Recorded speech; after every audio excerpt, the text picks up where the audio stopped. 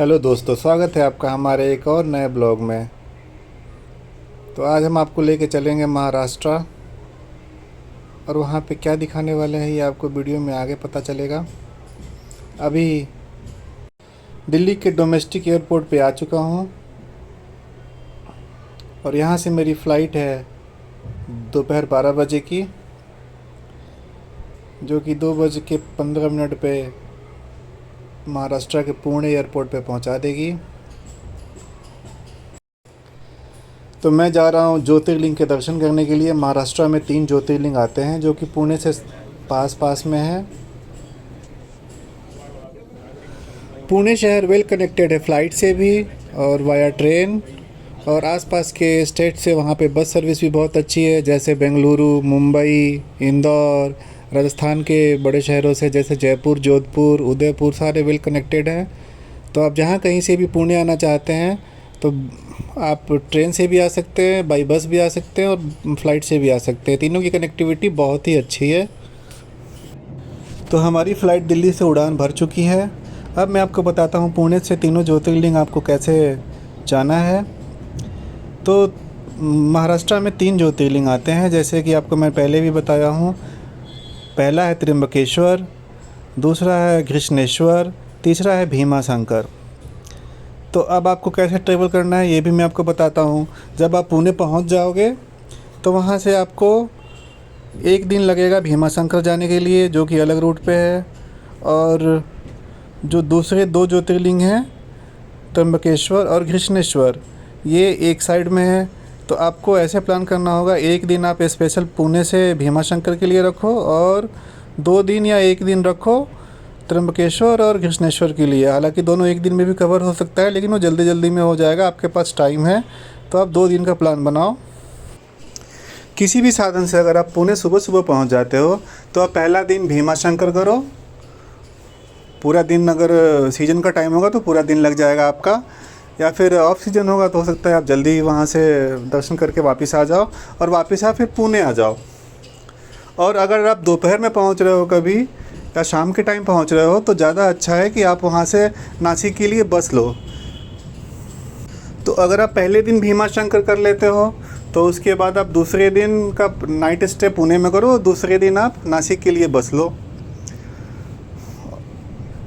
और नासिक से रात की बस लो ताकि वो सुबह अर्ली मॉर्निंग पहुँचे, और वहाँ पे आराम से फ्रेश होने के लिए आप होटल ले सकते हैं। फ्रेश होके और त्र्यंबकेश्वर महादेव के दर्शन करो।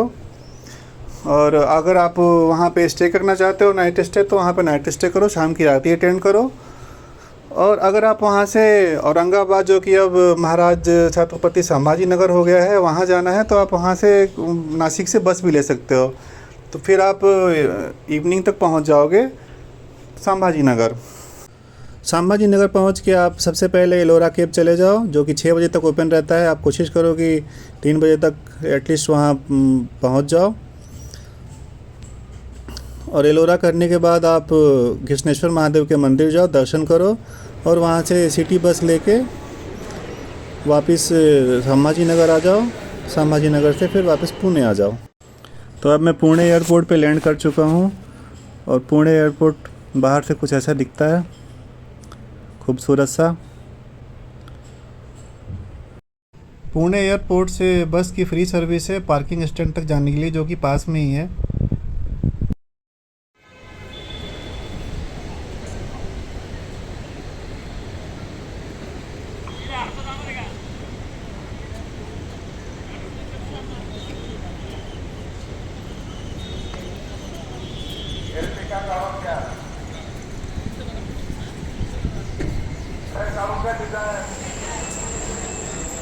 तो ये अभी हम आ गए हैं शिवाजी नगर बस स्टैंड।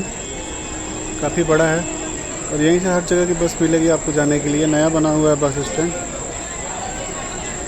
अलग अलग काउंटर बने हैं। ऑर्डिनरी और एसी सारी बसें यहाँ से मिलती हैं, बट मैंने स्लीपर किया है प्राइवेट, जो कि रोड के बाहर साइड से मिलेगी।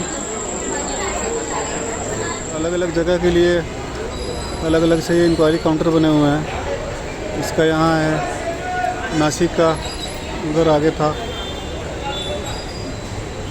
और ये आपको ब्लू कलर की वॉल्वो दिख रही है, ये भी यहाँ से नासिक जाएगी। अभी मैं शिवाजी बस स्टॉप के अपोजिट साइड में खड़ा हूँ और ये नासिक और त्र्यंबकेश्वर जाने के लिए सारी वोल्वो इसी साइड खड़ी होती है। जो मेरे पीछे देख रहे हो आप लाइन से, तो ये प्राइवेट है सारी और सारी स्लीपर बसें हैं और ये यहीं पे आ रही है और यहाँ से नासिक और त्र्यंबकेश्वर जाएंगी। इनकी बुकिंग भी ऑनलाइन भी होती है, ऑफलाइन भी होती है। और बसें तो अपोजिट साइड से भी आ रही हैं वोल्वो, लेकिन वो कहीं और जा रही होंगी। इसका ये वाली है हमारी वोल्वो आ चुकी है। तो अभी मैं आ चुका हूँ महादेव की नगरी त्र्यंबकेश्वर में। जय महादेव। यहाँ पे सुबह सुबह का मौसम काफ़ी अच्छा हो रखा है, क्योंकि यहाँ पे लगातार कई दिनों से बारिश हो रही थी। आज धूप खिली हुई है। पीछे आप देख रहे हैं ये पर्वत। यहाँ पे कई सारे होटल है मेन रोड पे, जो कि काफ़ी महंगा बताएंगे आपको फ्रेश होने के लिए 2 घंटे 3 घंटे के लिए अगर आपको चाहिए तो।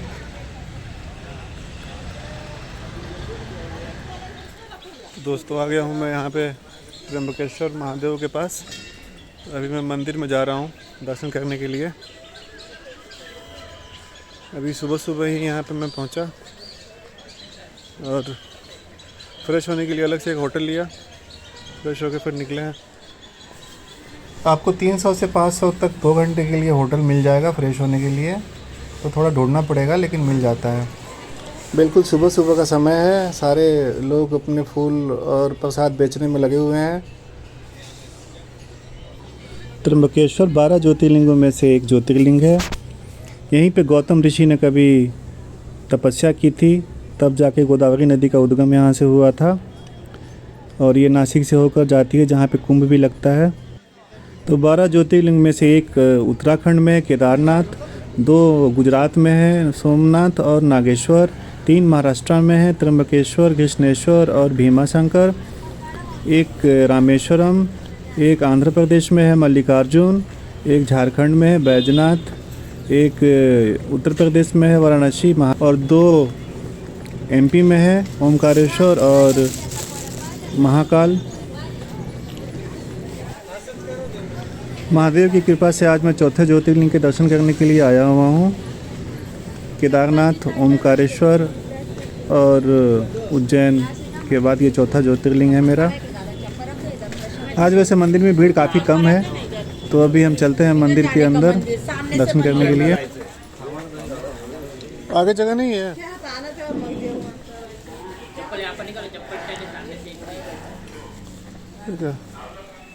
यहाँ पे महादेव 3 मुखी शिवलिंग में विराजमान है, ब्रह्मा विष्णु और महेश। यह मंदिर काल सर्प दोष की पूजा के लिए भी जाना जाता है।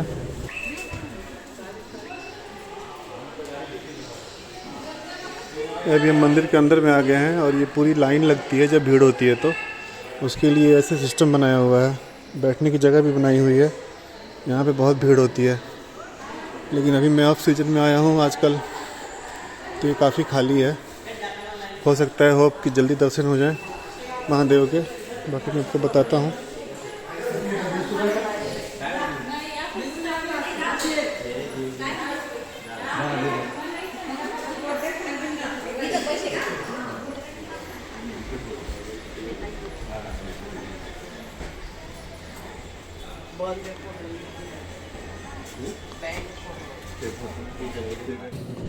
तो महादेव के दर्शन हो चुके हैं। मंदिर के अंदर कैमरा अलाउड तो है, लेकिन फ़ोटो नहीं लेना चाहिए, इसलिए मैंने अंदर का फोटोग्राफी का फ़ोटो नहीं लिया है।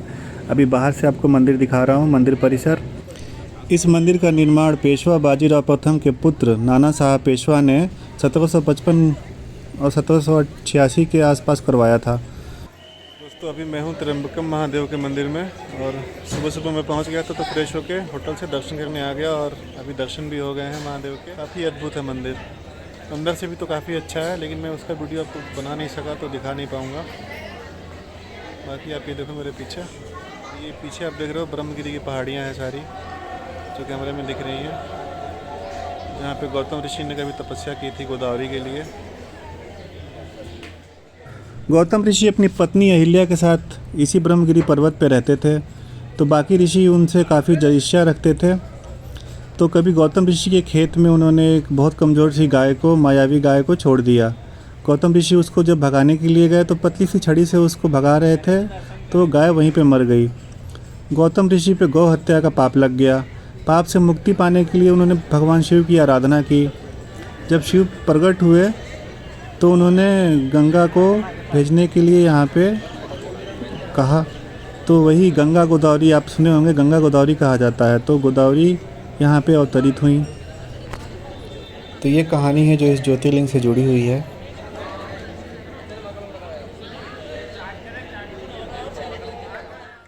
ब्रह्मगिरी पर्वत पे जाने के लिए यहाँ से ट्रैकिंग भी है, जो कि मानसून में उतना सही नहीं है। अगर आप अलग मौसम में कभी आते हैं तो ट्रैकिंग करके ऊपर पहाड़ पे जा सकते हैं। यहाँ से पंचवटी और शनि का मंदिर, शिगनापुर दोनों पास में ही है। अगर आप चाहें तो एक दिन अलग से उसको अपने प्लान में शामिल कर सकते हैं। तो अभी मैं पोहा और साबूदाने की खिचड़ी खाने के बाद निकल चुका हूँ यहाँ से, नासिक से संभाजी नगर के लिए। और पूरे रास्ते में आपको दोनों तरफ लहलहाते हुए खेत दिखेंगे, जो कि बहुत ही अच्छे लगते हैं।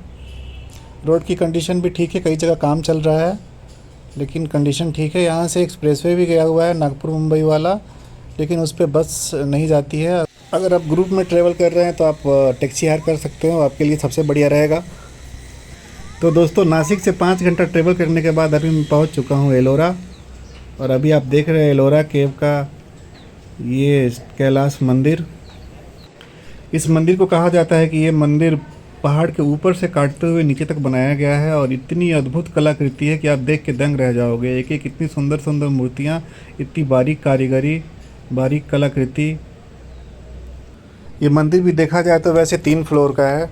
पता नहीं उस टाइम के लोगों ने इसको कैसे बनाया होगा। ये देख के ही आप अद्भुत है, आप आश्चर्यचकित रह जाओगे कि ऐसी कलाकृति भी की जा सकती है। पूरे एलोरा में 100 से अधिक गुफाएं हैं, जो कि काफ़ी बंद हैं। सिर्फ 35 आम जनता के लिए खोली गई है, बाकी सारी अभी तक बंद हैं। और इसमें कई सारी ऐसी गुफाएं भी हैं जो कहाँ जाके निकलती हैं किसी को कुछ भी पता नहीं है। ये मंदिर के बाहर साइड से ऐसे पत्थर काट के हॉल टाइप का बनाया हुआ है, जिसमें से कुछ तो खुले हुए हैं, कुछ कई सारे जो हैं वो अभी पूरी तरह से बंद भी हैं।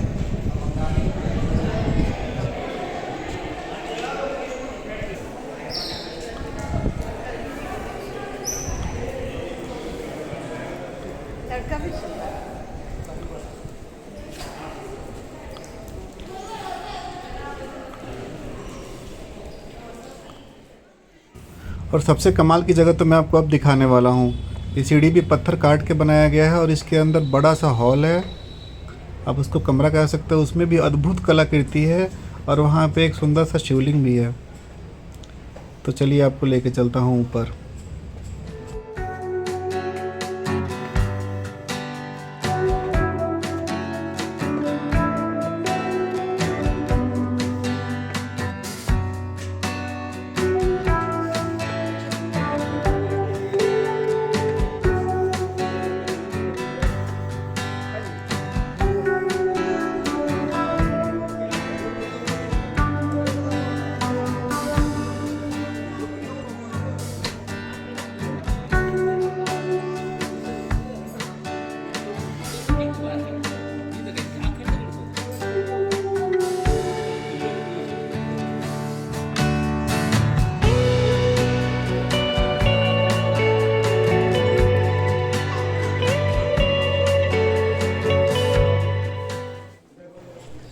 तो ये हम अभी उस मंदिर के अंदर आ चुके हैं और आप इनके पिलर पे देख रहे हो, इतनी अद्भुत कलाकृति, इतनी पतली पतली नक्काशियाँ की हुई हैं पूरे इस हॉल में। इस मंदिर में जब भी आप आओगे ना, आपको देख के ये एहसास ही नहीं होगा कि इंसानों ने बनाया है। ऐसा लगता है कोई दैवीय शक्ति होगी साथ में, जिसकी बदौलत ये मंदिर बन पाया होगा। देख के तो कहीं से भी नहीं लगता कि इंसानों के बस की बात है। अंदर की सारी दीवारों पे कलाकृति की हुई है तरह तरह की। इसको पूरे मंदिर को घूमने के लिए आपको 1 दिन से ज़्यादा लग जाएगा, अगर आप बारीकी से देखना शुरू कर दो तो।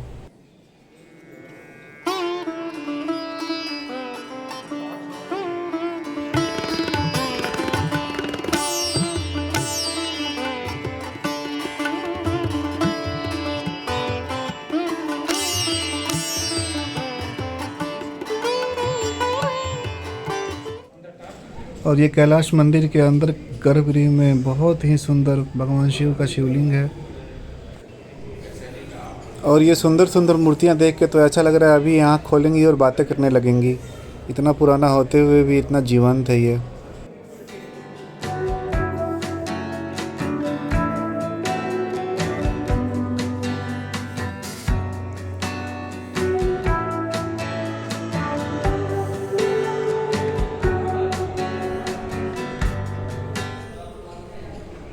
मेन मंदिर से बाहर निकलते ही सेकेंड फ्लोर पे भी छोटे छोटे कई सारे मंदिर के समूह हैं और उनकी सबकी दीवारों पे ऐसी ही कलाकृतियाँ की हुई हैं।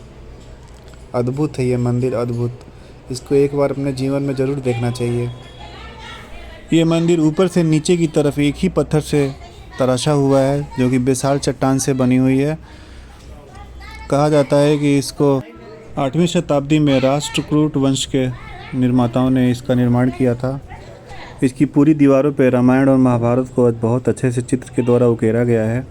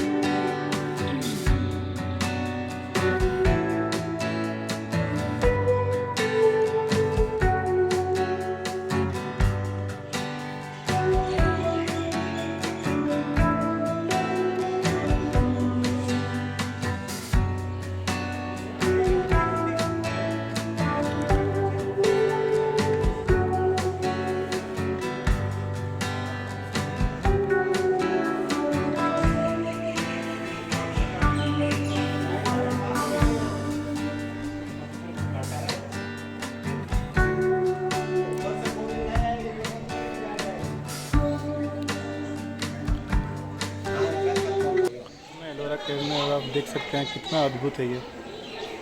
चारों तरफ से इसका कंस्ट्रक्शन, ये पूरे एक पहाड़ को काट के और ये इतनी खूबसूरत इमारत बनाई हुई है। एलोरा केव अपने आप में ही बहुत खूबसूरत है और इसका ये कैलाश मंदिर तो अद्भुत है।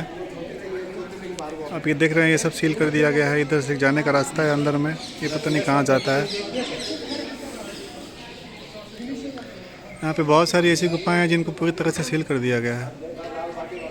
और ये है कैलाश टेम्पल। एक पहाड़ को काट के कितने सालों पहले ये कारीगरी की गई होगी। जितना अद्भुत ये देखने से बाहर से है उतना ही अंदर से भी है।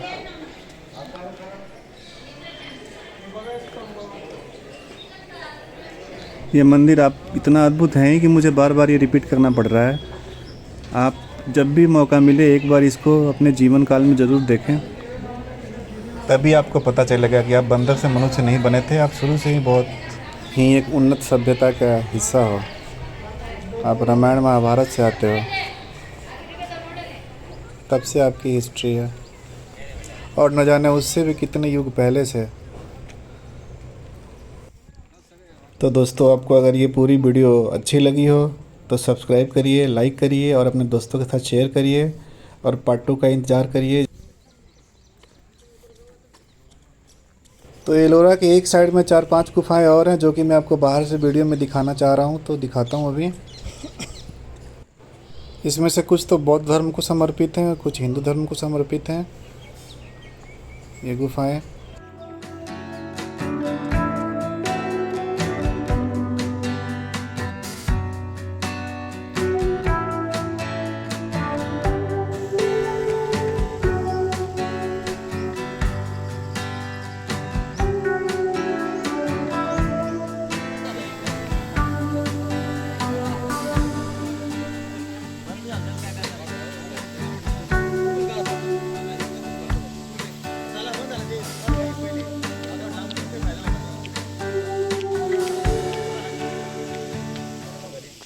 तो दोस्तों, अभी शाम को 6 बजने वाले हैं। 6 बजे एलोरा केव बंद हो जाती है।